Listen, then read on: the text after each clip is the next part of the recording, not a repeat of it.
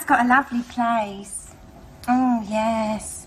All ronseal and sheepskins. Pots of honey. There's no acrylic in his carpets. So he says make yourself comfortable. So I sat back in this chair. Ever so modern it was. Must have cost a fortune. You just lie right back in it and it brings your legs right up in the air. Yeah, well, that's what I thought. Yeah. And the first thing he did was take his trousers off.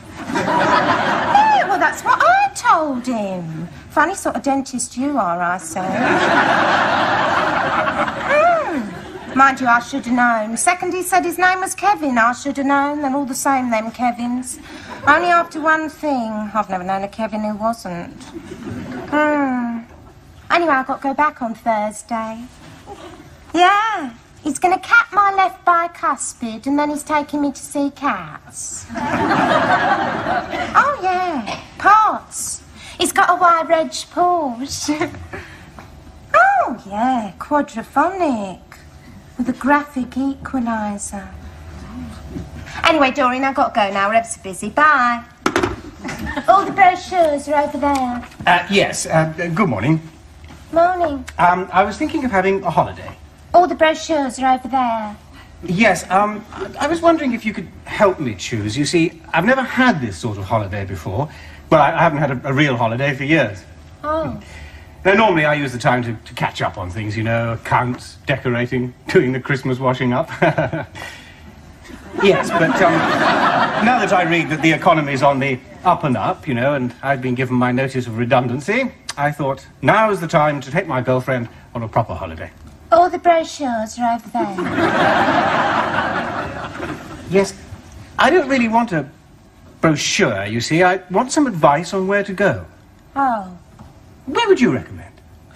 Well, it depends. On what? On where you want to go. Well, you see, I don't really know where I want to go. Well, you can go anywhere you want. Yes. You see, I was rather hoping for a bit of help and advice. All the brochures are over there. I don't seem to be getting through here. Perhaps the first thing I should have done was take my trousers off. Mr. Hargreaves! Please, don't be alarmed, really. I've only got a P-registered marina. I know. I think I'll take some brochures. Help yourself. Thank you so much. I'll just do your card. What's your name? Roath, R-O-A-T-H. First name? Kevin.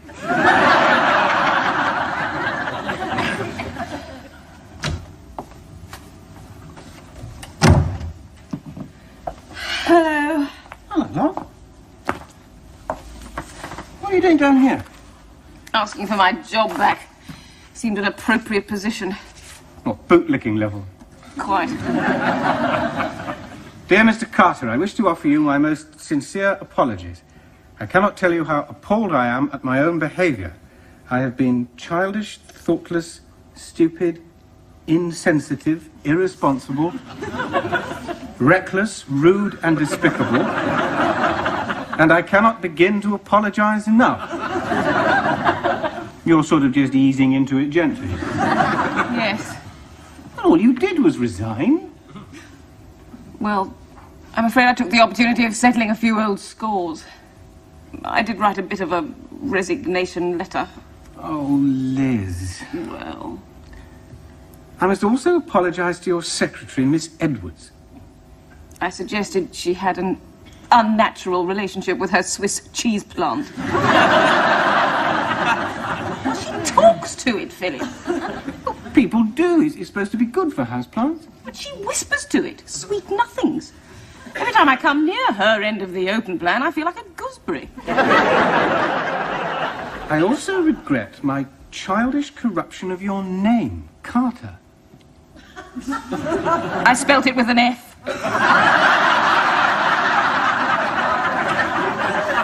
You did? I'm afraid I did. Oh, well, you were quite right. Was I? Yes, that is childish. This scattergun letter of yours, was anybody else in the firing line? Well, Brian. What's wrong with Brian? Well, he's a nice chap, you know, I mean, a nice chap. Yes? But he's got broad lapels. Oh, my God. Well, I mean, I'm surprised he hasn't been locked up, you know. I mean, if he's got broad lapels, good heavens. Philip. I just don't believe this. That all you had to do was resign. You know, dear sir, I'm afraid I have to leave your employ on the 31st inst. I hope you are well. Regards to your charming wife, yours sincerely. But not you. Oh, no.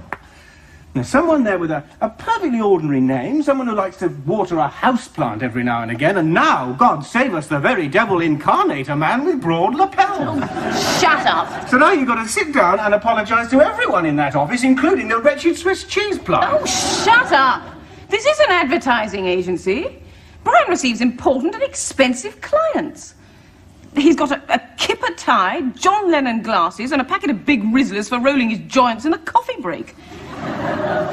He calls everybody man, including women, and Carter has cautioned him twice for growing cannabis in the firm's window box. I mean, people thought they'd wandered into a time warp. That is what broad lapels means. Well, I still don't see why... I don't care what you still don't see. What you still don't see strikes me as a remarkably boring topic of conversation. I know I shouldn't have written that letter, but I did. I'm now trying to put it right, and I could use a little help.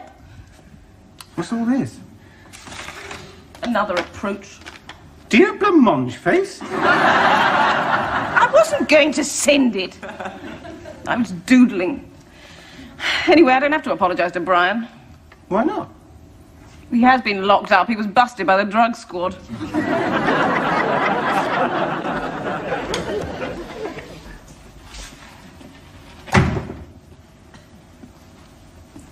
Where's the British disease?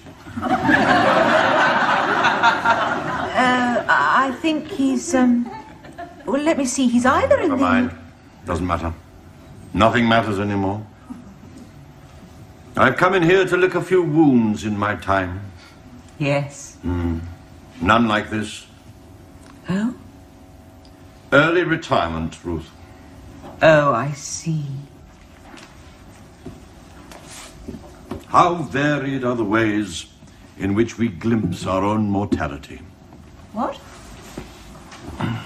I was reminded of that time all those years ago when my barber held his mirror over my head and I first saw, gleaming faintly through the thinning crown, my incipient bald patch.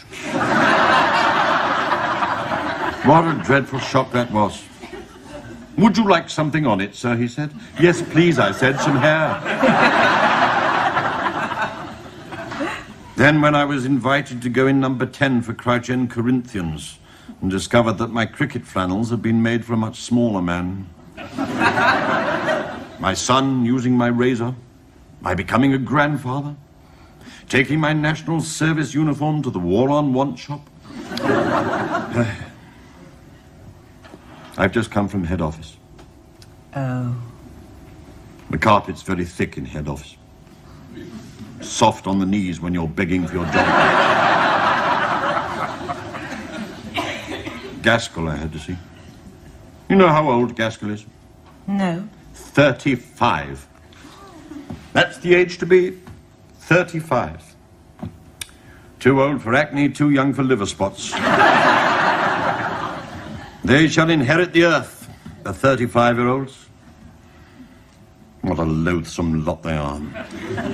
With their SDP membership, their marathon training programs, their Porsche 924s, mineral water, coloured socks and breath fresheners. Lords of the earth. I wondered what words he would find to salve his guilty conscience and rescue my dignity. Optimum parameters, he said, have been drawn regarding existing experience to career potential ratio. And from a seniority precondition, I was superior to the maximum qualification. Well, all that sounded pretty damn good to me. I reckon I was home and dry. What all that means is that I'm too old. Oh. Little bastard. I'd like to give him a good kick in his optimum parameters. I mean, I'm still in the prime of life. I still have my health, my energy, my virility. Well, I think I have. Alice makes few demands on it these days. Alice has her own optimum parameters, it seems. Oh, well, there it is. Yes. What will you do, Ruth, when it's all closed down? Well, my husband wants us to move to be near my sister in Welwyn Garden City. Start a little business. But I've been offered a transfer to Milton Keynes. You mean to tell me you have to choose between Milton Keynes and Welwyn Garden City? Yes. And here's me moaning on about my little troubles. Excuse me. Yes, Napoli, can we help you? Head office are on the phone, something about your pension. How sweet a woman. And how kind of you, Napoli, to come along and find out where the old chap has wandered off to. Give me your arm, would you? Tell me, Napoli, how old are you? 35. 35. What car do you drive? A Datsun Cherry. There's one here that's thrill-packed. There's one here that's fun-filled. Usually party-type atmosphere almost every night. God. Don't they sound dreadful? Grim. Listen, hotel activities include 10-pin bowling, sangria barbecues, all-night discos, competition darts, and pedalos. My God, are they compulsory? Well, the people in the pictures look quite happy. Don't they just? Everyone's smiling vacuously in the sunshine. Ah, that's more like it. What is? Someone who isn't smiling. Well, he wouldn't. He's the local Spanish waiter. That's another aspect of this holiday thing. What is? Exploitation of the locals. Now look at him. Now, he was a fisherman once. Or a farmer. Or a bandit. I don't know. But whatever it was, he and his forefathers must have been doing it for centuries. Now look at him. Got up like a yellow penguin. God, those trousers must hurt. There he goes, mincing along the side of some swimming pool, serving pints of poisonous lager to some red-nosed wally who calls him Manuel. And he's determined to have a bloody great time in Spain, even if it is chock full of dagos. I bet he wishes he was still a farmer. You sure you want to go? Well, I'll sleep on it. What's this? It was a carbon copy of my letter to Carter. What do you think? It was very good. Good. Have you actually sent this? Yes, recorded delivery. And it is an exact copy. It's a carbon copy, Philip. What's the matter? You spelt Carter with an F again.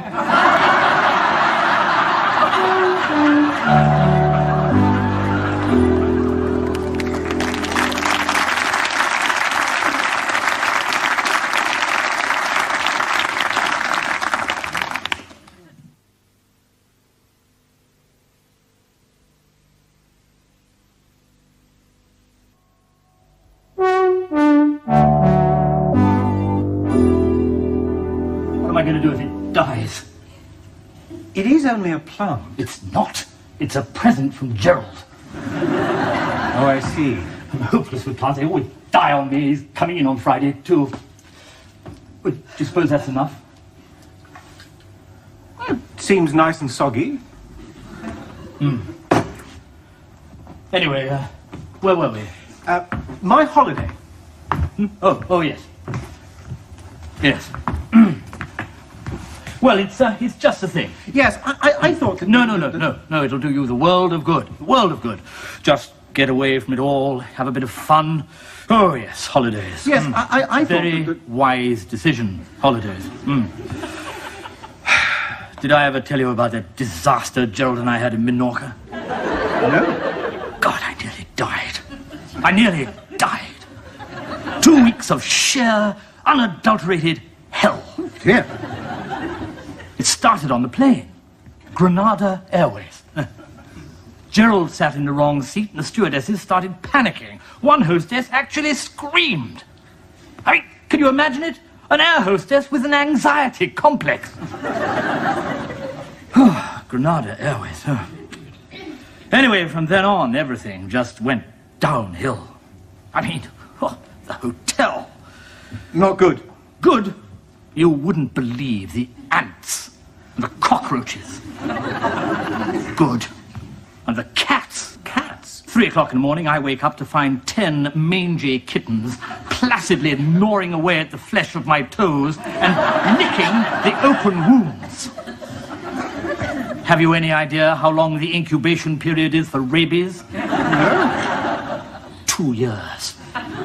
For 2 solid years, I was terrified to have a glass of water in case I found I was afraid of it. Maybe I shouldn't go. No, you go. I'm sure it'll do you the world of good. Oh, I'm sure.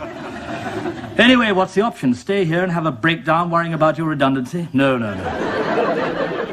I'm sure that bloody plant is wilting. People talk to them, you know. Lunatics. Yes, so I gather. Come on, you little sod. Put yourself together. There is a label. What does it say? Water sparingly.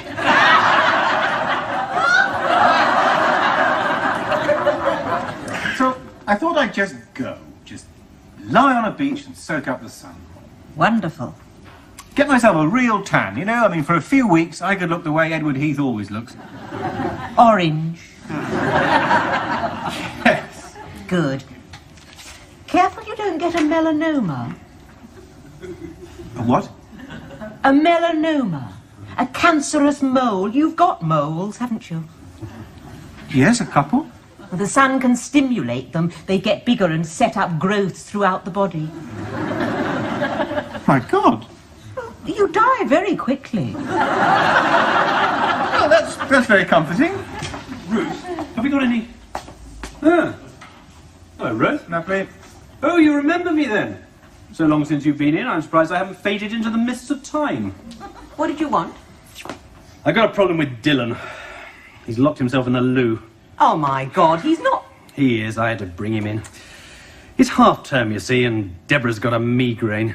She gets them, you know. They just strike right out of the blue every half-term. I should have arranged to leave him somewhere. Like a police station. Or a padded cell. But I thought as we're closing down and there's not much to do, it'd be okay. So I just stuck him in a corner with his books. Torture in the Middle Ages and Driller Killer. And when I turned around, he'd gone. Gnawed through his steak. Why has he locked himself in the loo? Well, I thumped him one. I know I shouldn't have done. His child psychiatrist says he needs approval for everything he does. What I should have done is tell him what a perfectly delightful little chap he is while beating him black and blue. Anyway, the little brat bit me on the finger and then locked himself in. In the ladies, I might add, little pervert. You want me to get him out? Good Lord, no, leave him there. But what I wondered is, have you got any TCP? I'm sure it'll go septic. Claims analysis. Oh, yes. Right. No, leave it with me. I'll tell someone. Yes. Thank you. That was front office security. What did they want? Apparently, someone is throwing toilet rolls out of the ladies' loo window. It seems the street outside looks like the north bank of Arsenal football ground. God! I like Dylan. Me too.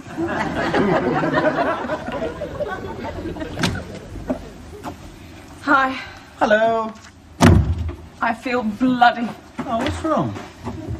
I got my job back. Ah. I have voluntarily surrendered my freedom. I have grovelled my way back into servitude. Was Carter unpleasant? Oh, far worse. He was nice about it. I've been a silly girlie, but I'm not going to be a silly girlie anymore, am I? Patronising bastard. He didn't actually pat me on the head, which is just as well. If he had, I'd have bitten his arm off at the elbow. Excuse me. I hope that wasn't an heirloom. It was free with petrol. You know, back in the 60s when petrol was cheap, before we discovered we had our own massive oil reserves and it became really expensive.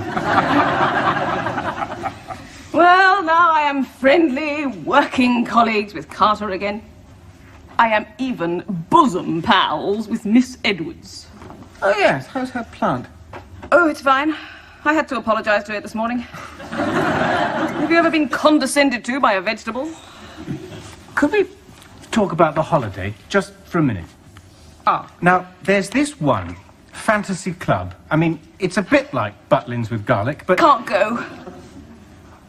What? It was part of my deal with Carter.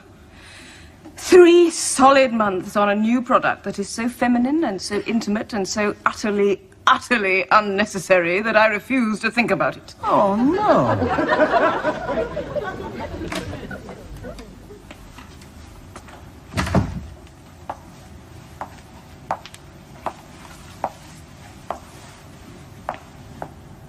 Excuse me. I'm sorry to interrupt your reading. Especially if you've got to that moment where Darren's cruel lips are just about to press brutally down onto Jenny's trembling mouth. The next thing he does is take his trousers off. Did you want something? Yes, good afternoon. My name's Roath. I was in here the other day. You treated me to your personalised A1 special top-grade advice and attention. You gave me a brochure. Yes? Yes, well, I was looking for a holiday for me and my girlfriend. Well, now, for reasons that Mills and Boone would not find very convincing, she can't come, so it's just me. And I'd like to go on that one. Oh, yes, Fantasy Club. I'd recommend them. Well, then why didn't you... Never mind. What do we do now? I suppose you want me to fill out a form. Yes, please. Name? Roath, R-O-A-T-H. Philip. Philip Kevin. Date of birth? 7th of December, 1945. Oh, you're 37. That was quick. Yes. What's up? This holiday is for young people. Maximum age 36. You're too old.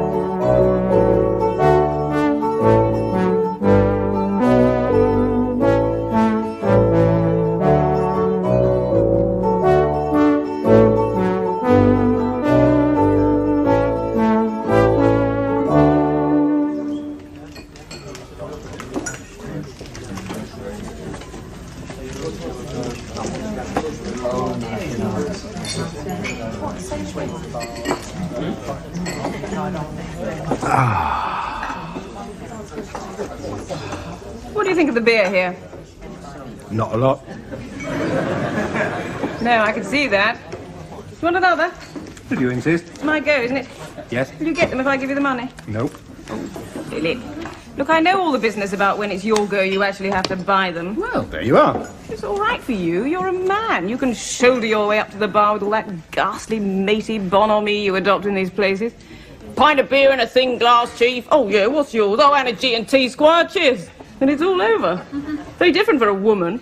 Well, I know. I get propositioned on all sides. I become the butt of half a dozen sexual jokes that I don't understand. And occasionally fondled. All to preserve your sense of the niceties of correct behaviour in low pothouses. Another gin and tonic. Yes, please. And don't sulk. Excuse me. Do have a light. Afraid I don't smoke. Wise girl. I wish I didn't. There is somebody sitting there. Oh, really? I can't see him. No, I mean, he has just gone to get our drinks and he will be back in a moment. I shan't intrude. I'll just use it while he's gone, huh? Quite nippy, isn't it? For the time of year.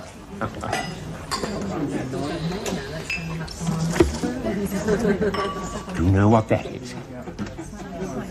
No. No, I don't know. It's amazing the things there are in the world. Quite amazing, yes. For instance, that is a motion picture.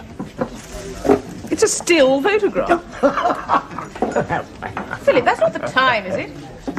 Well, more or less, yes. Why? God, my watch has stopped. No, I've got to go. Now.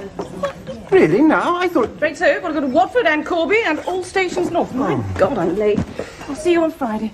I'll phone. Oh, no, look, I'll come with you. No, Philip, there's no point, really. Drink your beer. I'll phone. Must dash. Bye. Bye. It's amazing things there are in the world. I'm Cedric. How do you do?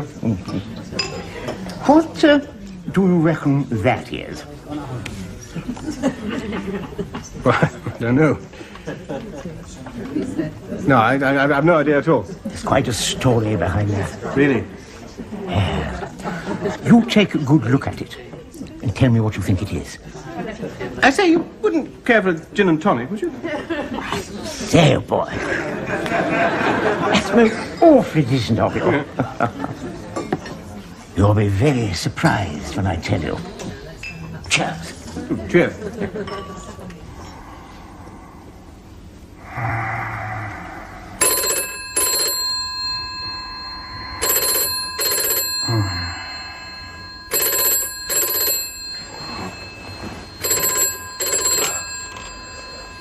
Hello? Yes, I'll pay. 2:30? Hello, love, what's wrong? Oh, no. Oh, no, I know the M1, Liz. Really, I do. That's the one with the little bits of motorway between all the traffic cones. Oh. Yes, I heard what you said. I have woken up, really. You've broken down. And the breakdown vehicle has got a snapped half shaft.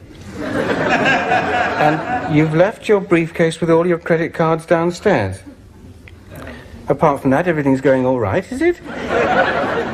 Well, I'll bring it up to you. Yeah. Look, which junction are you at? Yeah, okay. I'll drive to that junction. If I haven't seen you on the hard shoulder, I'll see you in the next service station cafe. Which one is it? Oh, that one. Oh, well, I'll bring a flask and some food then, okay? Bye now. What? Well, nothing much. Of course I haven't. Oh, well, yeah, you know, I mean, I went on to a nightclub, you know, and I had a bit of a gangbang with a couple of go-go dancers. Glenda and Yvonne. Actually, Glenda's still here, sleeping off the cocaine and Dom Perignon. Do you want to say hello? Well, come on, Liz. You know my lifestyle. I had a cheese mega burger with What the Papers Say. And then I curled up with a mug of cocoa in the Argos catalogue. Yes, all right. No, I'll see you soon. I'm on my way. Okay, bye. Oh.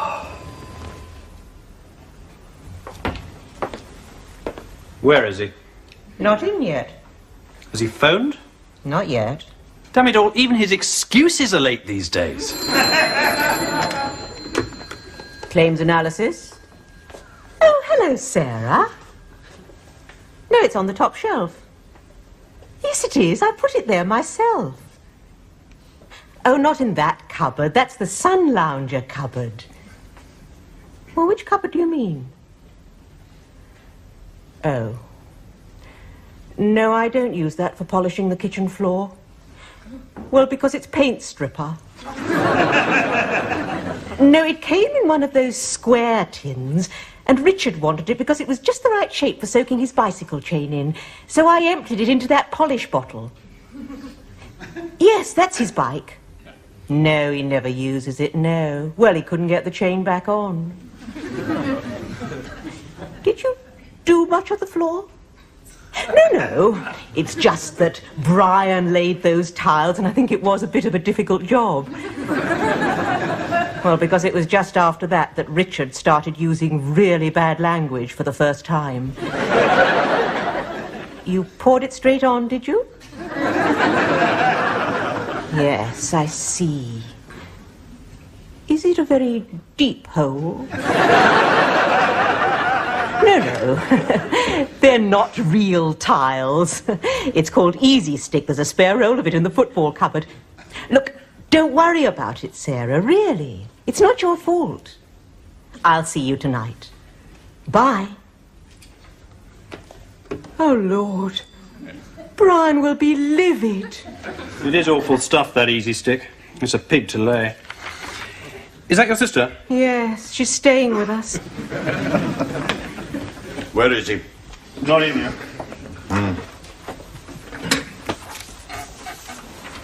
This is perfectly ludicrous.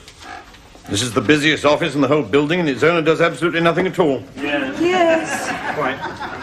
I don't know. Claims analysis? Yes, he is. Who is... Oh, hello, Roath. I'm sorry to hear that.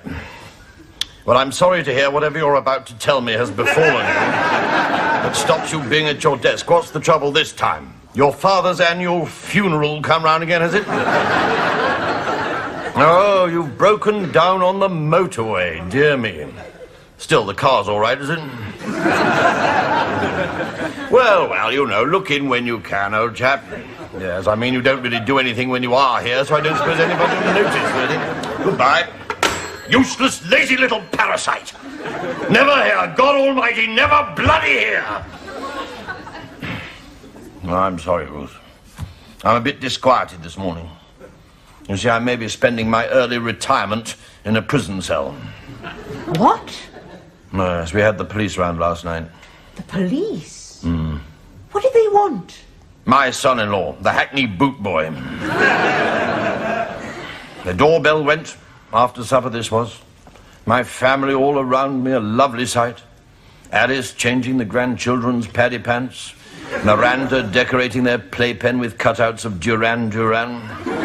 And Yobbo doing his painting. Painting? Oh, yes. The back of his motorcycle jacket. A traditional country scene. A nocturnal graveyard with skulls, bloodied stilettos and eyeballs. It used to say, skins for Maggie. But he's got a bit worried about media bias recently, so he thought he'd change it. Anyway, the doorbell went.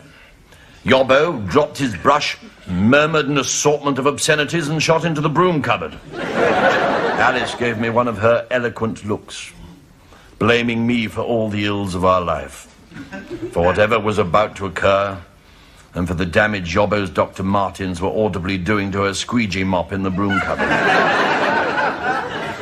She can effortlessly convey all that in a single glance.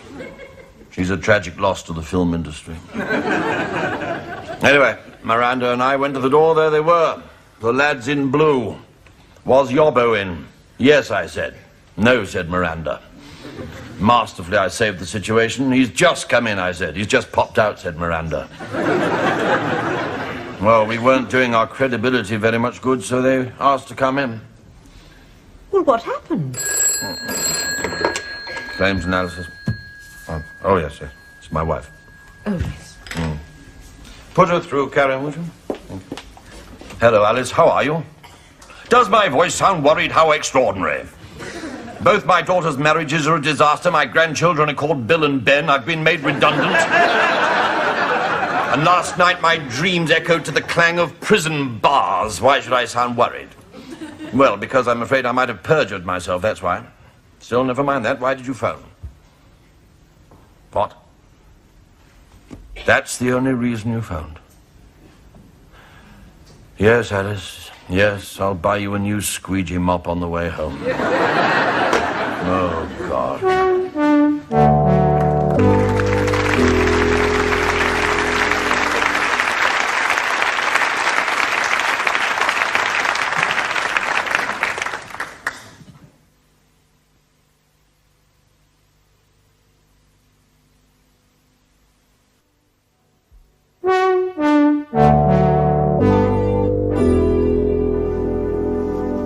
What happened? Oh, it was a classic, Roath. They caught sight of the painted jacket and were quietly examining its gaping tombs and bloodied coffins. Cheerful-looking garment, sir. And suddenly there was this awful noise from the broom cupboard. They stepped into the hall, opened the cupboard door, out steps Yobbo, mops falling all around him and his foot in a plastic bucket. The plain clothes one held the door open, peered inside. Quite small, your room, sir, isn't it? He said. Having a bit of a tidy up then, are we, sir? Said the other one. I tell you, it was like being raided by Morecambe and Wise. Oh, dear me, dear me.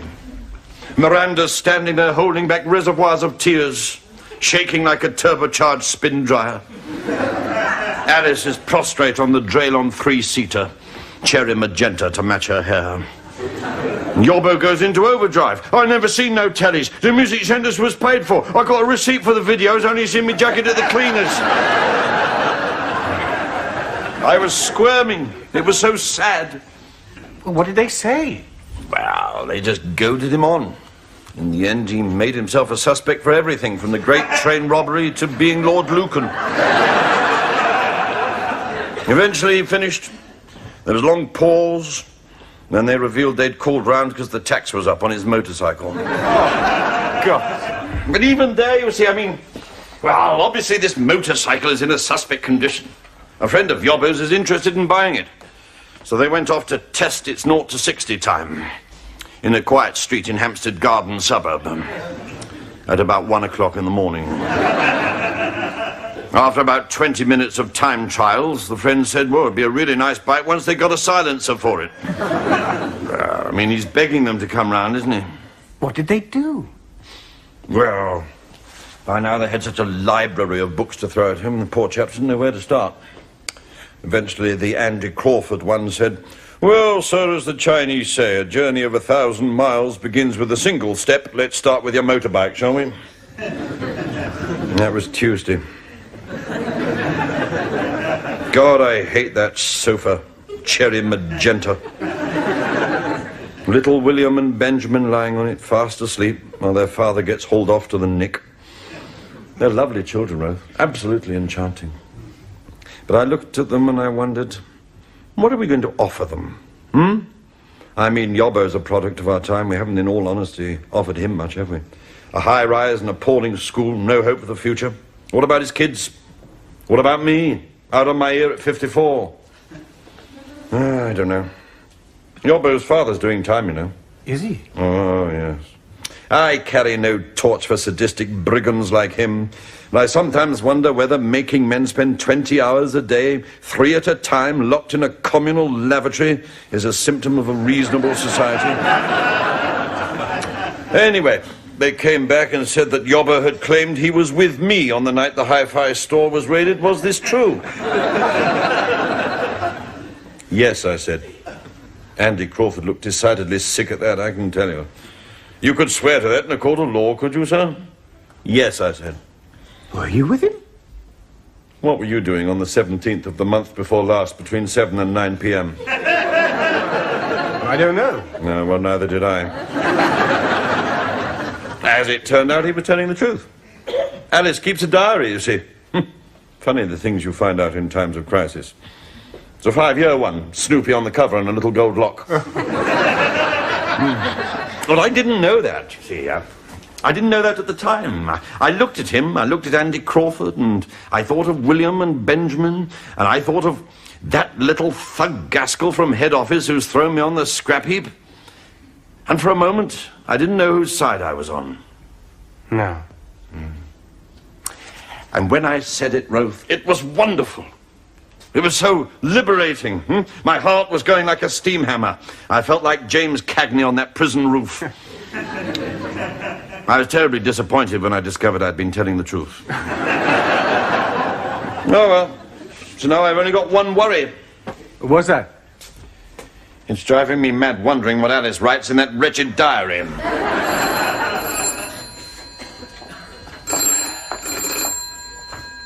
Claims analysis. Oh, no, I'm afraid she isn't. Can I take a message?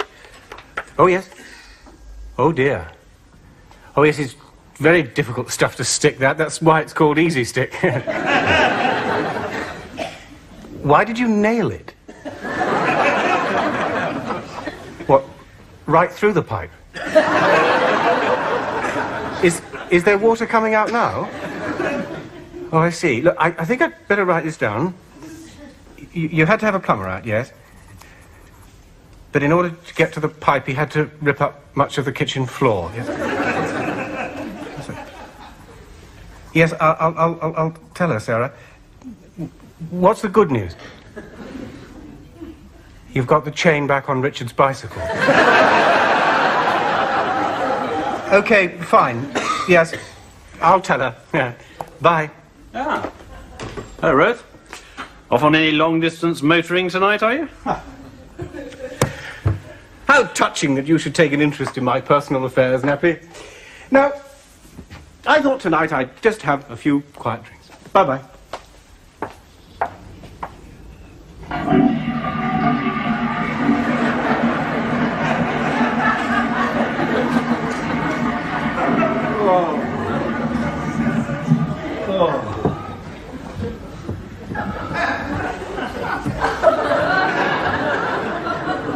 Oh, God, I hate beer. Oh, please, God. I'll never touch another drop. Just take this headache away.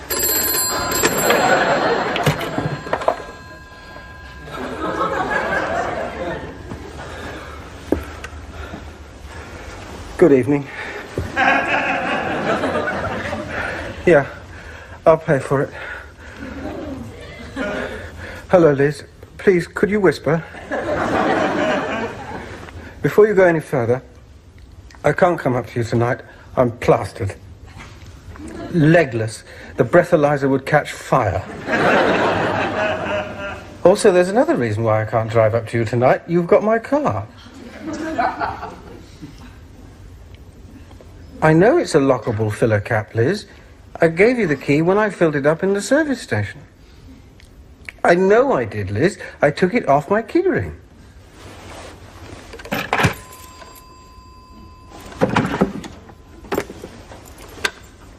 I'm terribly sorry.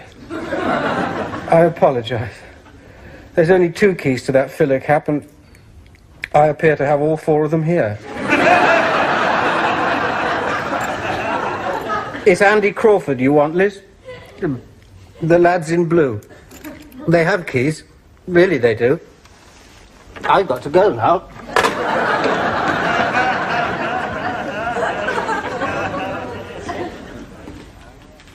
Neither of them? Ruth's just gone to take her sister back to Welwyn Garden City. There's been a domestic crisis, I think. And the British disease? He said he had a mystery virus which made him ill in the night. Yeah. The only virus known to medical science that comes in pint-sized thin glasses, I reckon. Napoli? Yes? I wonder if you could give me a bit of help. In what way? You any good at picking locks?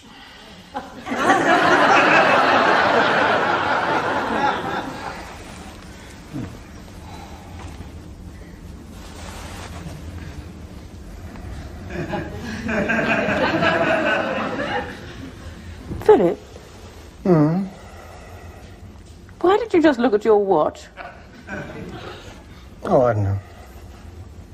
Checking that we did it fast enough, are you?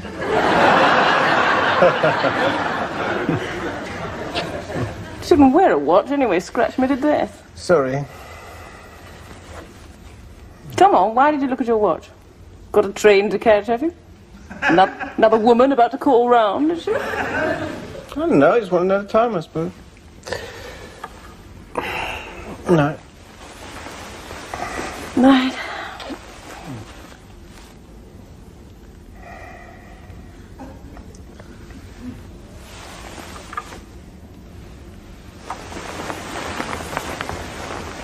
I know why you looked at your watch. Why are you making such a big thing of this? Time means very little to you. You're late for work as a matter of course. Yes. If I arrange to meet you anywhere, you're never punctual. Liz? I've been to at least 6 movies with you where we've missed the first 10 minutes, and I've spent the whole of the film wondering what it was that was done by whoever it was that done it. All I did was I glanced at my watch. But there is one thing that you can set your body clock to. Licensing laws. My God. I know exactly what's going through your head. Well, that's that over, and I'll wonder if I can get a pint in.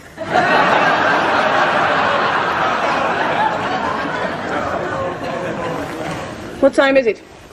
Just after 10. Just tell me one thing.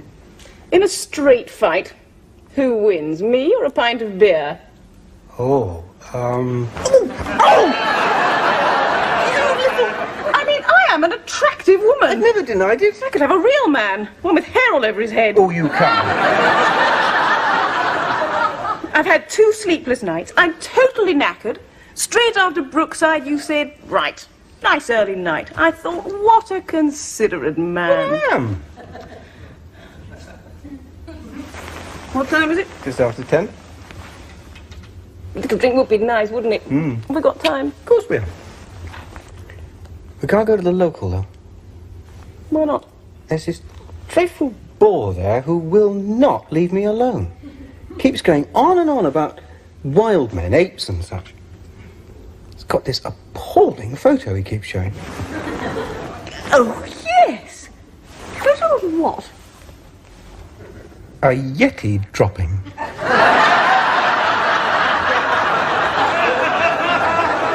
A Yeti dropping? Yep.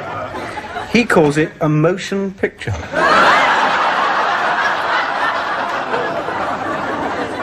Why?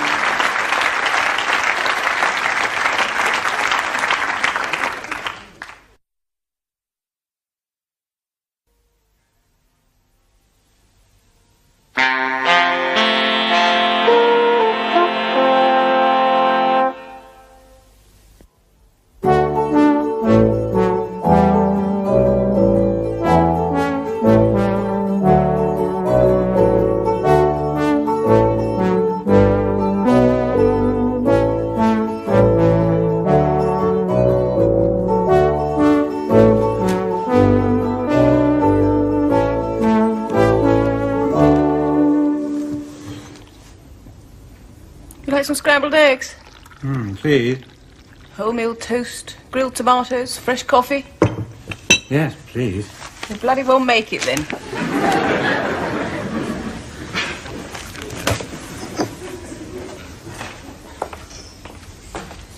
Kitchen's in a state, isn't it? Things just don't seem to wash themselves up and put themselves away like they used to, do they? You know, it's at times like this that I realise I should have married Dorothy. Dorothy? An early love. A sweet girl. She'd have made a better breakfast than a cup of black coffee. What's wrong with the milk? It's sour. I know just how it feels. Dorothy would have laid the table the night before. There'd be orange juice and boiled egg and a Daily Express and a nice bowl of all-bran to keep me regular. Don't talk about things like that at breakfast. It's disgusting. Regularity? No, the Daily Express. Was she pretty? Delicious. A vision in white cardigans. She always wore a white cardigan. Sometimes two. And she wore hair slides, and her perfume was Devon violets. And she said, "Beg pardon?" She said, "Beg pardon?" quite a lot. When she said it for the 999th time, I strangled her. I buried her in the rose garden. After 3 months, the roses smelled of Devon violets. Shut up. And as for what she did in bed... I don't wish to know what she did in bed. What did she do in bed? Very little. She called it having a bouncy. I was rationed to 1 bouncy a week, and when we'd finished, she'd sit up and say, "Do you feel better now, dear?" And then she'd make us a nice hot mug of Milo. How cosy. As I should have known, I've never forgotten the first time with Dorothy. She said, "Have you finished?" And I wasn't sure. What happened to her? Oh, I don't know. I dare say she got what she wanted out of life. Which was? A bungalow, with a patio, and a cosy glow. Funny, everything she wanted ending in O. Oh. Including the Milo. All she got from me was the elbow. It's a great mistake, though. I should have married her instead of my wife. I've told you about my wife, haven't I? The woman who thought marital fidelity meant changing the sheets before I got home. God, don't start about her, please. I'm not starting, I'm just saying it was a mistake marrying her. And it was a mistake not marrying Dorothy. I think I'm basically sexist at heart. What do you mean, at heart? Yeah, I know. I like the old days. Women were great then. They did everything for you. They knew their place. And they wore all those wonderfully sexy clothes. White cardigans? No. Stockings and suspenders and corselettes. You know, rude stuff. Oh, dear. What is it about those wretched suspenders? Every middle-aged man I know gets off on them. Well, and it's not just middle-aged men, is it? I mean, it's me as well. Oh, I'm not, am I? 38's not middle-aged, is it? 38? You're only... Oh, my God, it's the 6th. I know. It's your birthday tomorrow. I know. Oh, Philip. I know. Oh, I am sorry. Oh, I am sorry. It's all right. How terrible for you. Yes. I mean, a birthday at your age. Yes.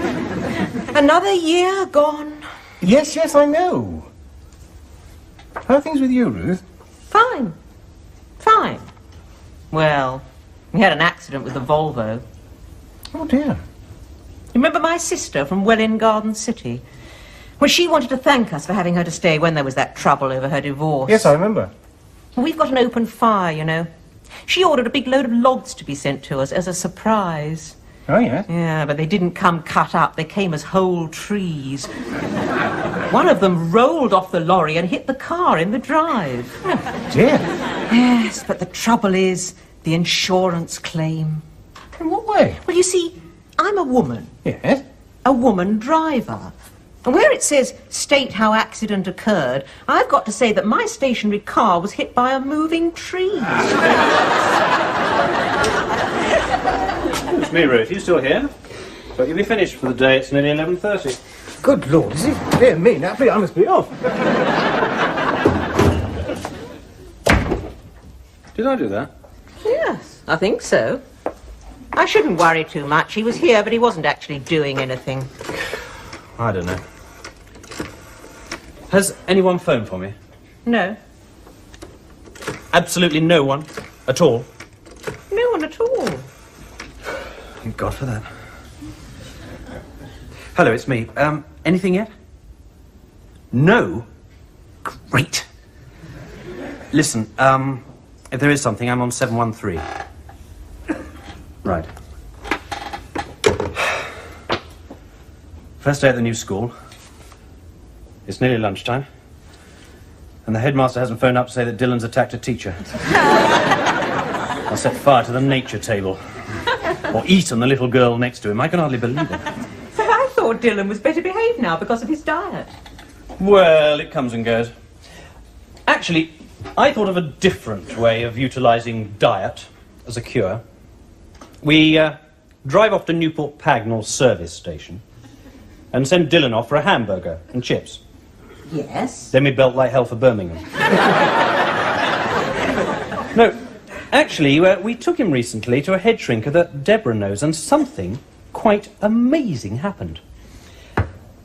We sat there, and the shrink started to talk to Dylan, you know, man-to-man, one-to-one, communication. Dylan stood it for about 20 seconds.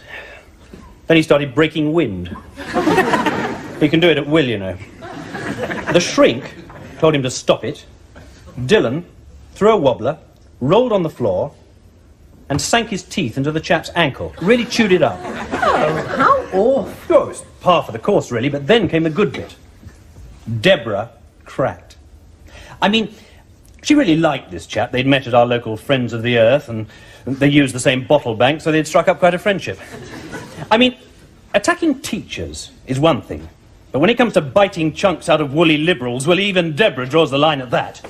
She shrieked at Dylan to stop it and clumped him one. I mean, she's never laid a finger on him before. I was euphoric. I was cheering her to the echo. Dylan froze in stunned amazement, and the shrink seized his chance. He stood up and kicked Dylan right up the saving your presence. Bum. You've been a model child ever since. Oh, it can't last, surely. Well, it might. It just might. He's been at his new school all morning. It's the third this year, I might add. And nothing's happened. I'd have heard by now if it had. Deborah would have rung.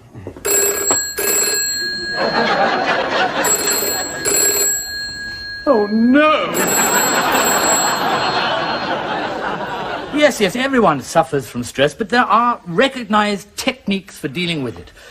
Flexibility, role-playing, or humour, perhaps. Yes, a good laugh helps us to alleviate stress. Yeah. Yes, indeed. Let me give you an example. There's this chap, and he's about to be shot by a firing squad, right? A moment of extreme stress, you'll agree. So the thingy in charge, he says, would he like a last cigarette? No thanks, says the chap. I'm trying to give them up. What happened then? Well, it shot him, I suppose. That alleviated his stress, did it? Look, that's just an example, for heaven's sake. I mean, I'm just trying to explain, that's all. God. I sometimes wonder if I do any good at all, sitting here trying to explain things to people. I'm sorry. No, I'm sorry. I've been under a lot of stress lately. I find it a bit difficult to alleviate. Yes. Thing is, I'm just not very good at explaining. I mean, this morning it was Gerald and the time clock on the central heating. I mean, you'd think a man of his age would have learned the difference between AM and PM, wouldn't you? But oh, no. So we sit there shivering all day, wondering what's wrong with the bloody thing, and then wake up at 3 o'clock in the morning absolutely sweltering. Of course, he always was rather keen on sauna baths. Look, I'm sorry I was a bit slow on the uptake just there. truth is, I'm a bit preoccupied today. Yes, yes. No, it doesn't matter. No, tell me, please. Well... I mean, that's what I'm here for. I'm your analyst. You can tell me anything. Quite confidential, don't be shy. I mean, God, you know, I hear it all. Oh, you wouldn't believe some of the madmen that come in here. The stuff they come out with. And some of them are really sick. They need help. Anyway, tell me. Well, it's my birthday tomorrow. Oh, I am sorry. It's all right. No, it's not all right. God, I blither on about my little troubles, and all the time there you are, sitting there with a birthday looming. I'm sorry, Philip, you must feel awful. Well, it's not too bad. One more year. What is it, 41, 42? 38. Oh, God, there I go again. I'm sorry. Yes, 38. 38. It's a sheer inevitability of it, isn't it? Yeah. The rest of the year, you can just not think about it, you know, getting old, decaying, dying. But then it's your birthday and suddenly, wham, it hits you. You're not going to be around forever. No. Then once you start looking, there is all the evidence of age. Hair loss, blood vessels bulging, shaky hands, all over your body, bits of you refusing to function. Shall I show you something? What? The skin test. Yes, all right. Watch. I pinch a fold of skin on the back of my hand and then let go. Now, the time it takes to get back to normal indicates how old I am in true physiological terms. Actually, that's pretty good. Now, that means I'm quite young in real terms. You try it. Believe me, it's absolutely infallible.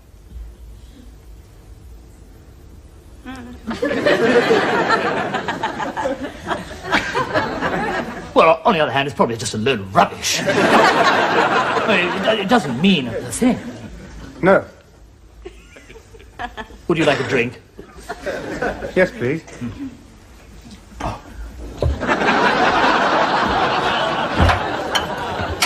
I'm sorry.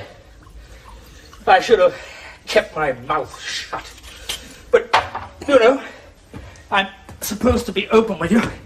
As your analyst, our whole relationship should be rooted in honesty and truth, right? Yes, of course. What happened to your leg?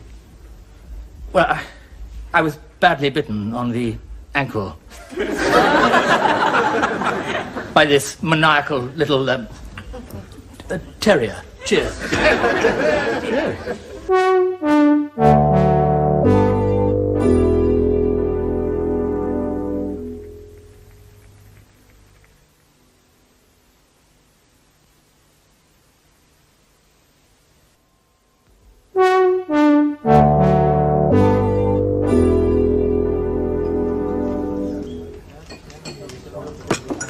What did Dorothy get you for your birthday? Who? Dorothy, you know, the Milo addict. Well, I can't remember. Yes, I can. She got me a tie clip. In the shape of a whip. It was all the go in those days. A whip? Do you think she was trying to tell you something? I never thought of that. Perhaps you should have taken the hint. You might have got bouncies a little more frequently. I don't think so, no. No, Dorothy was more the sort of girl who... Well, she always preferred to look the other way when I filled a car up with petrol. This isn't helping. What am I going to get you for your birthday? Well... No, you can't tell me. It's got to be a surprise. You haven't got to get me anything. Oh, yes, I have. My mother used to say that. Oh, no, dear, you don't have to get me anything. Please, don't even think about it. So one year I didn't. Good Lord, what happened? Absolutely nothing. All day, she just walked around the house, dumb. A pressure cooker on legs. Then she woke me up at 2 in the morning and cried for 2 hours. I tell you what you could get me, if you're absolutely... No, don't tell me.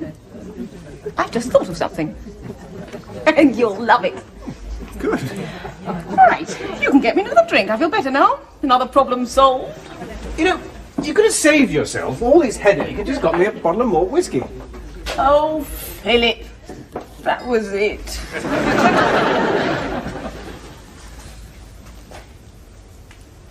Oh, I'm sure it's a load of nonsense. Hmm. I'm sure it is. Roath told me about it. Hmm. Oh! What's wrong? What's wrong, Ruth, is that I have a pain in my, what I shall describe in deference to the sensitivity of your sex, as my bum. I've had a pain there for quite a while, otherwise known as my son-in-law. But this weekend it has assumed a literal as well as a figurative presence. In what way? It's quite a story. Yes. Rich both in incident and characters, and apocalyptic in more ways than one. It was the vicar who put the tin lid on it. Last Saturday I saved the life of my dear wife Alice. Oh, did you? Oh, yes. She was in the bedroom doing her face. I took one look at the extravagance of her preparations, and I assumed I must have overlooked an invitation to a Buckingham Palace garden party. Where are you going, Alice? I asked. I'm going to put the milk bottles out, dear, she said. And I think the McDarrens might be about, so I thought I'd better put a face on. I gazed at her. Or rather, I gazed at the £1/4 of cosmetics she was hiding behind. And I allowed myself to ponder, not for the first time, alas, on that dreadful mistake I made that sunny summer Saturday morning in 1957 in St. Stephen's Church, Muswell Hill. Well, at least he was a real vicar. No ton-up motorcycle or rock around the gospel with him. Oh, no. Hellfire and damnation, buckets of guilt.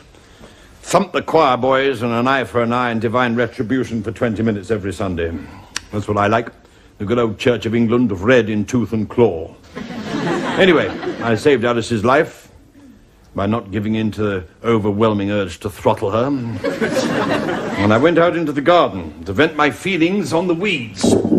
Oh, our garden of late has become something of a rainforest.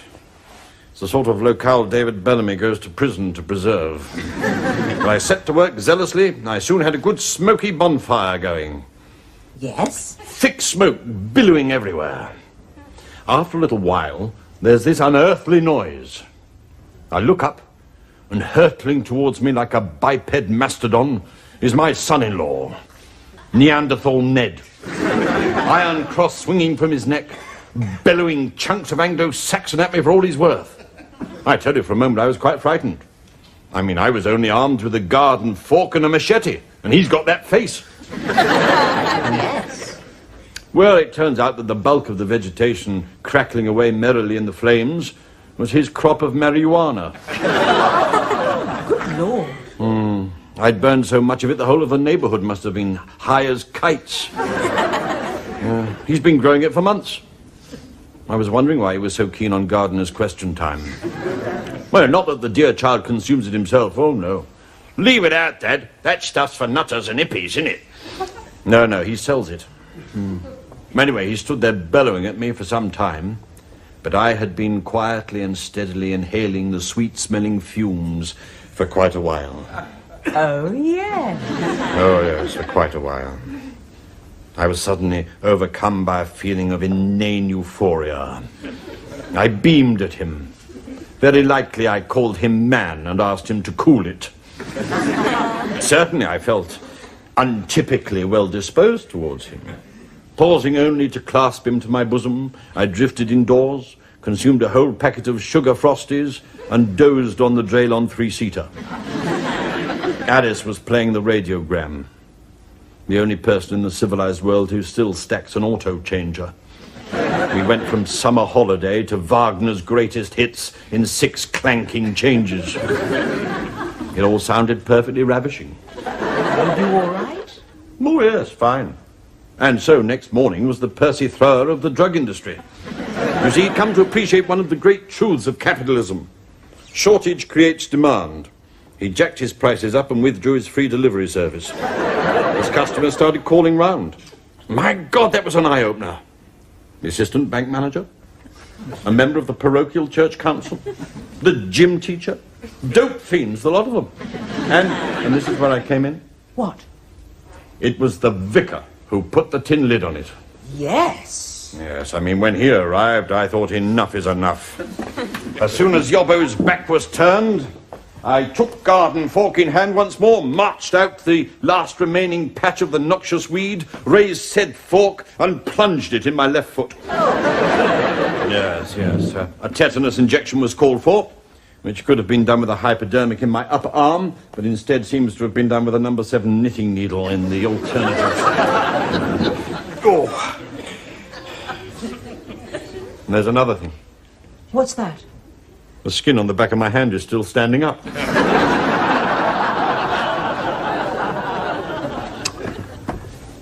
Well, that's it then. I'm 38. Happy birthday, Philip. Thank you. Is there anything for me? Right on cue. What is? I think that is your present. My present? Just stay there. Hello, are you Elizabeth? Yes, are you from the agency? Yes. Is he in there? Yes, he is.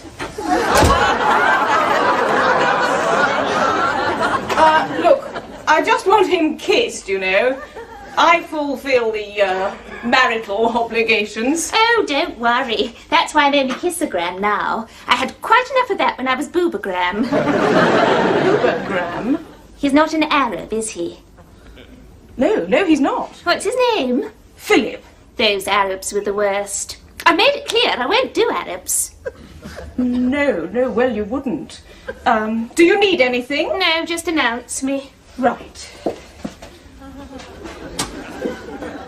Philip, your birthday present is here. Ta-da! Happy birthday to you. Happy birthday to you. Happy birthday, dear Philip. Happy birthday to you.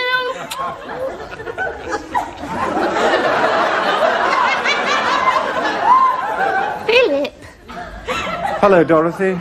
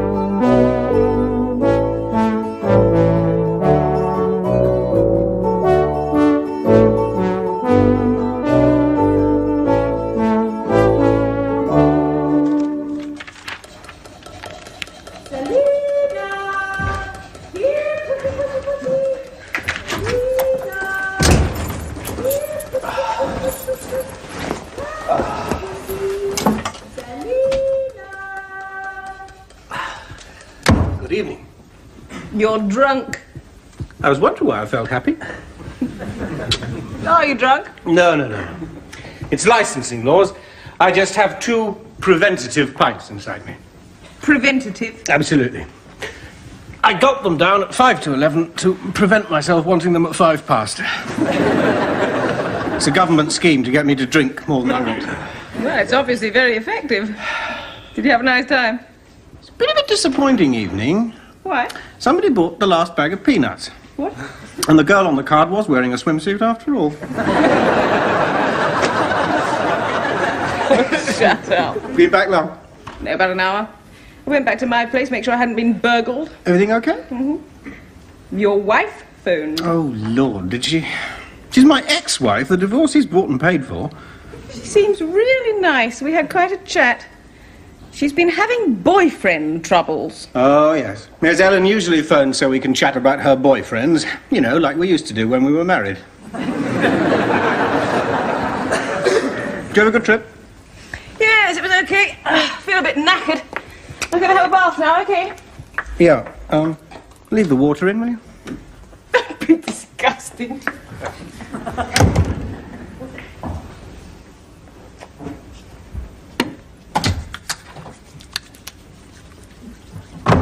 Enough hot water? Plenty. Selina? So it used to be Alistair, but it had kittens. What is she wearing? It's a traditional Cantonese kimono. She looks like the Archbishop of Canterbury. She got it from her club. It's in lemon and lavender quilted polyester. It's usually partnered with crimson slippers and purple pom-poms. Oh, yes. She's carrying a tin. It's cat food. She does that. She bangs it with the tin opener. It attracts the cat. She's bribing it to come in for the night. Thought you put cats out for the night. That's how they discovered it wasn't an Alistair. Did you clean the bath? Of course I did. Well, you don't normally. You really had a go tidying up, didn't you? Well, it was my go. Bet your wife did it all when you were married. Oh, yes. Fair dues. Ellen may have been unfaithful, but she was good about that. She'd get up early, have a bath, tidy up, make the bed, cook the breakfast. Then she'd come straight home and start the housework. Nobody could be as unfaithful as you claim she was. Have you got baby powder on? Yeah, a bit. You smell about 3 months old. I do wish you wouldn't. The whole bedroom smells of baby. Makes me broody as all hell. Let's not talk about babies tonight. Why not? We talk about them every other night.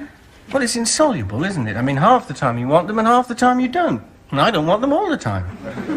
I hate them. I mean, all they do is leak and shriek. I mean, I know they can be perfectly delightful, but, I mean, they dominate your life for years, and sooner or later they turn into people, and you know what they can be like. I don't really want to be flippant about it.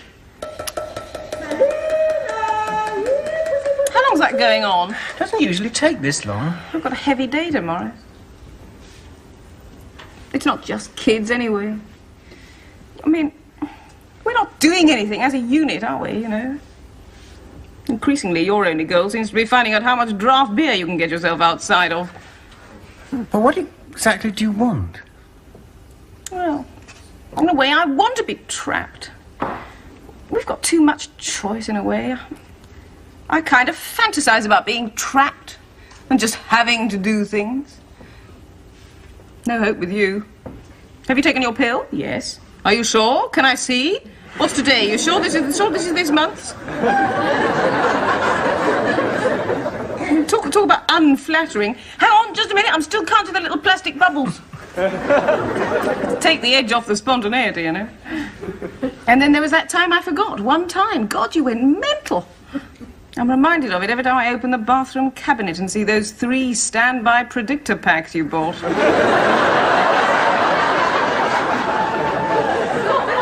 What the girl in the chemist thought of you, I shudder to think. Well, I mean, if you decided you want kids... I haven't. I can't decide. I'm hopeless.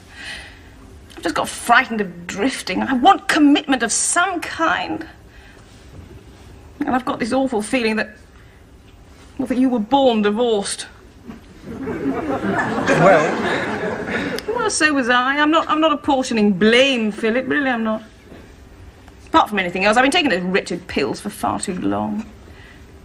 I want to know that I can stop taking them and go back to caps and conundrums and Vatican roulette without the risk of mutual heart failure every month.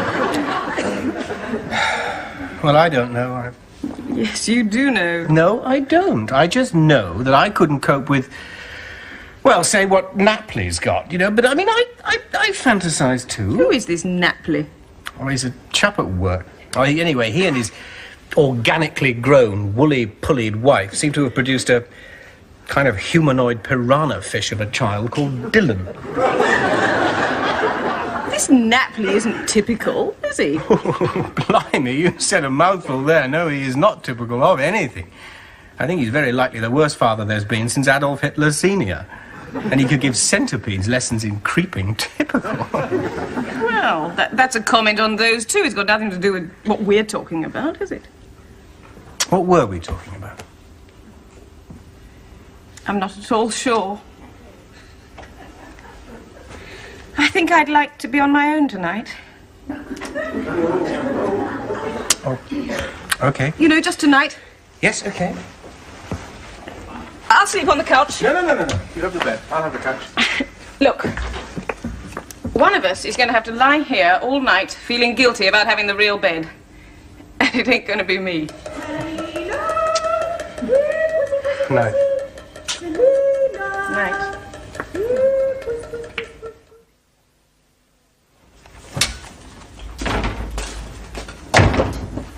Not here yet? No. No. Be a dreadful shock for him when this place closes down. Having spent nearly 20 years not working here, he'll have to spend the rest of his time not working at home. Morning. Morning, Napley. Why have you got your Sunday frock on? Oh, yes, of course. Good luck. Thank you, yes. Yes. How's young Dylan? Any improvement? Sort of, yes.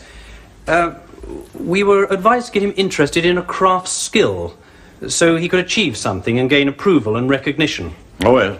So I suggested woodwork. And he's definitely happier now. Oh, very good. What's he made? Coffins.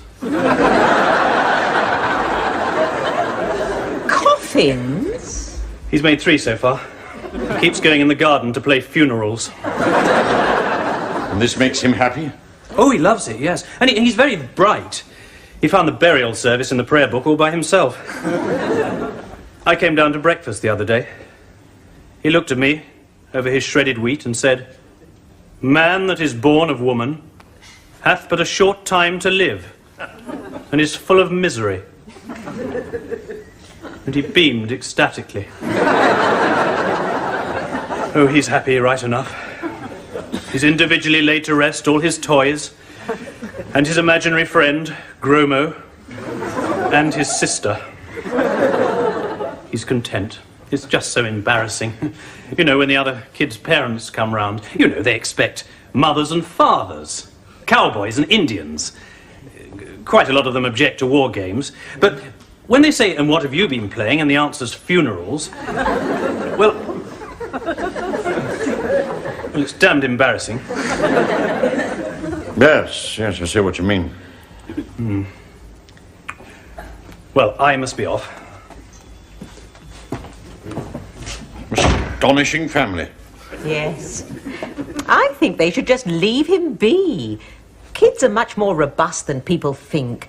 I'm sure if they just let him play all his morbid games, he'd be much calmer and happier. What other things has he done?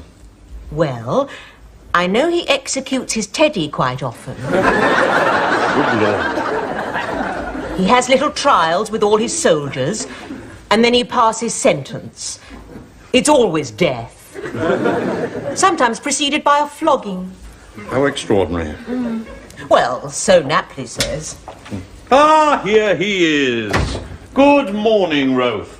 Morning. Morning, Ruth. Morning. You're a home-loving chap, aren't you, Roath? Am I? Well, I presume so, old chap. After all, you do spend most of your working life there. Eh? Ha ha! You're a remarkable fellow, aren't you? Am I? Oh, yes. Armour Life's very own philosopher. It's an extraordinary thing, but Armour Life must be the only insurance company in the Western world to employ a full-time, professional philosopher. We didn't want one. We wanted a claims analysis manager. We got a philosopher. Sitting here quietly thinking things through all day, while we lesser mortals toil away at the humdrum task of running an insurance office. But not for much longer, me old China. Oh, no. The days dwindle down to a precious few. They found a home for the office cat, Tracy's nicked all the yucca plants from the executive lobby. And the coffee machine is about to dispense its last cup of dark brown warm water. Yes. Yes, and then what? That's what I should like to know. Then what? Oh, God.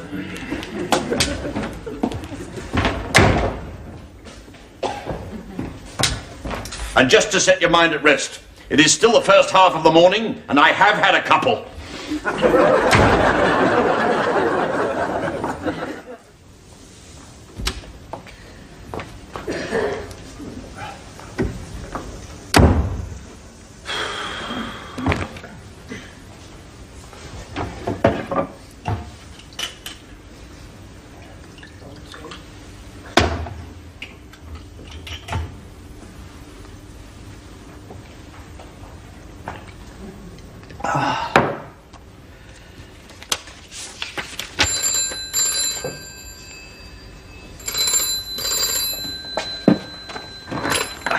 Hello.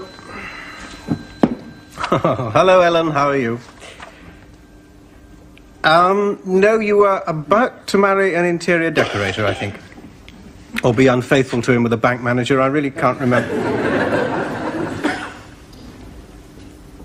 My word. What, Lords or Commons? What exactly is a love child? Well, why doesn't he want an ordinary child? Look, you can't be part of a harem, Ellen. Don't be soft. Well, no, I wouldn't.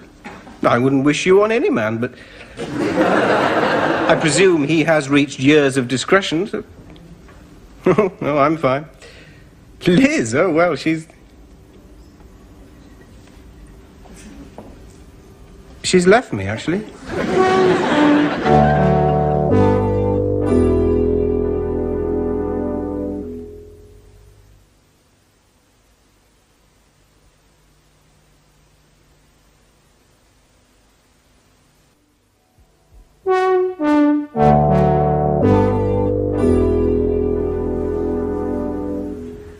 Marathon training now.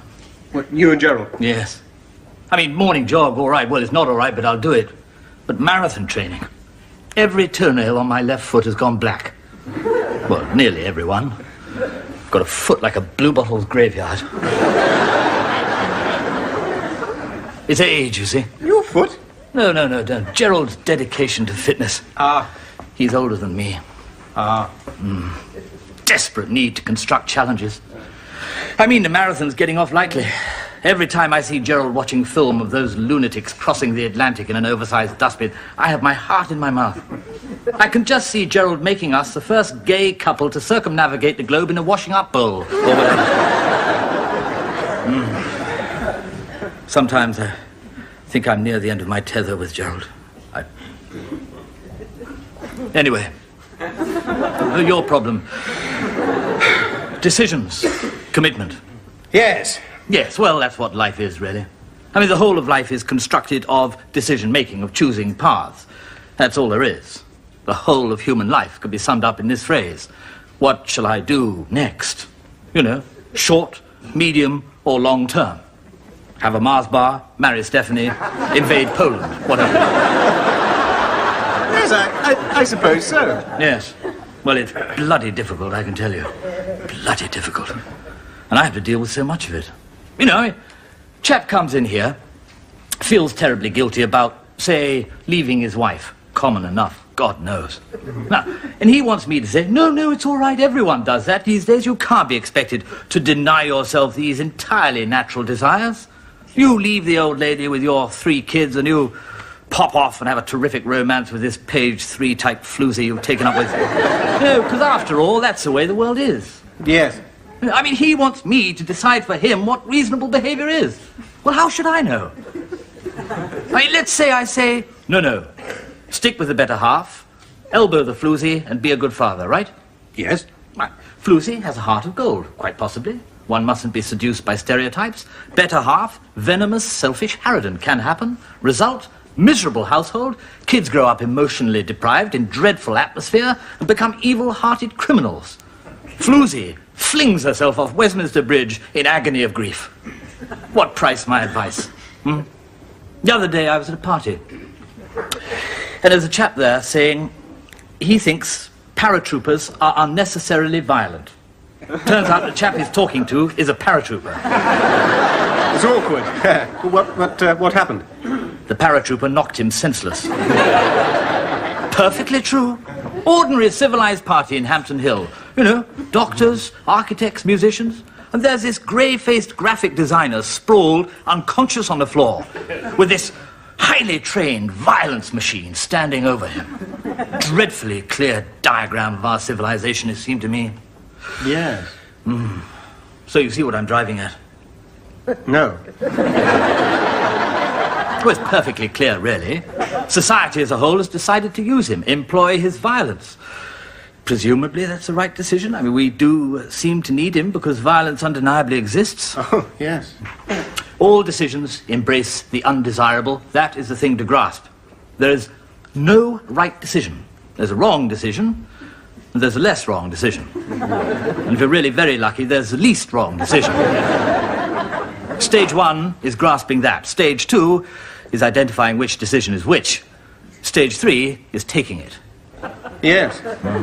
God, it's so depressing. Yes. Anyway, I hope that's been of some help.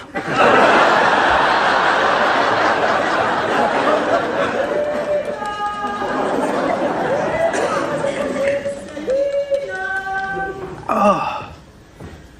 I've never really liked Scotch.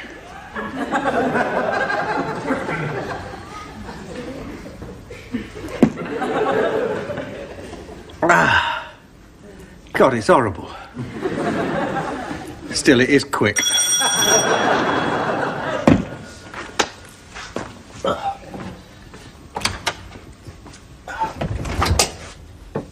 Good evening, Roath. Good evening.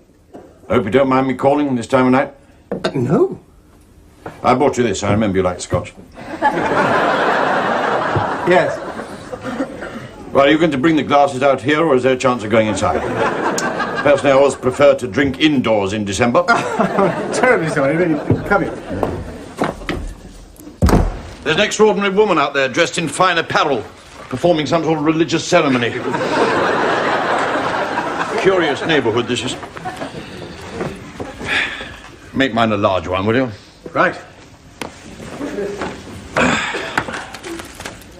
Well, I expect you're wondering why I'm here. Yes. Well, I'm damned if I know. I haven't had a row with Alice. I just nipped out to buy a loaf of bread in the late shop. When I got to the shop, I suddenly thought how nice it would be not to go home. I let the thought idle away deliciously in my mind. They only had a black rye and a malt loaf. I bought the black rye because I know Alice hates it. I wish Mr. Patel good night. It's curious how the entire population of the sub-Indian continent is called Patel. Anyway, I got outside and I saw a taxi. Its yellow light shining gaily in the black night. It was too much. I hailed it. I love taxis. All that space. The lovely clunk of those solid doors. The big handles that work so well. I sat well back in my seat for safety and comfort, and a large sticker thanked me for not smoking. "Where to, Governor?" he said. Well, that spoilt it. I hadn't got the faintest idea. I just wanted to be whisked off into the night. Of course, I realized my time of life, man in my position, well, there ought to be a floozy somewhere. Yeah. In a charming but unpretentious little love nest in Putney or Maida Vale. That's where the successful men go. At that time of night, under those circumstances. Yes. I came here. Oh, God.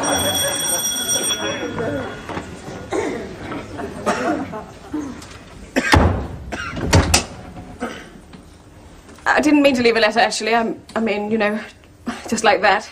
No. I was just, confused. Yes. Yes. Can I come in, do you think? I'm not over keen on this passing strangers bit. It was only this morning I last saw you. There's somebody here, actually. Oh, well, I've got to hand it to you. You don't let the grass grow, do you? No. It's not like that. It's a man. And it's not like that, either. No, the old man. Oh, dear, how old? Is he about to pop off at any minute? No, it's the boss from work. I mean, he was the youngest branch manager, you know, when he was appointed, so we call him that, you know, like you call bald men curly. I don't, but I catch your drift. Yes, he was a bit depressed tonight, so he came here. He was depressed, so he came to see you. Yes. Well, I've heard of Coles to Newcastle. Yeah. Come and meet him. Look, peace offering. Thanks a lot. Actually, I must just dash to the loo. Excuse me. Well, it's all right for you. You're a miserable sod. You've always been miserable. You had the foresight to see how dreadfully things would turn out. I didn't. I travelled hopefully. But look at me. What have I got? Nothing. My family life evaporated years ago. I loved that office, Roath. I used to invent work to stay away from home. Now it's gone. Ruth's gone to Welwyn Garden City. Napoli's gone. Oh, yes, he got your job this morning. I thought he might. Still, he's got to go to Milton Keynes. Seems they're not too keen on philosophers in Milton Keynes. And I've just gone. My life seems to be something that happened while I was looking the other way. What you going to do, Roath? Well, I was thinking of becoming an alcoholic. Philip? Oh, hello. Excuse me. Philip, are you on good terms with Mrs. Denzil? Yes, why? I've just let Selina out of your broom cupboard. You naughty girl, where have you been?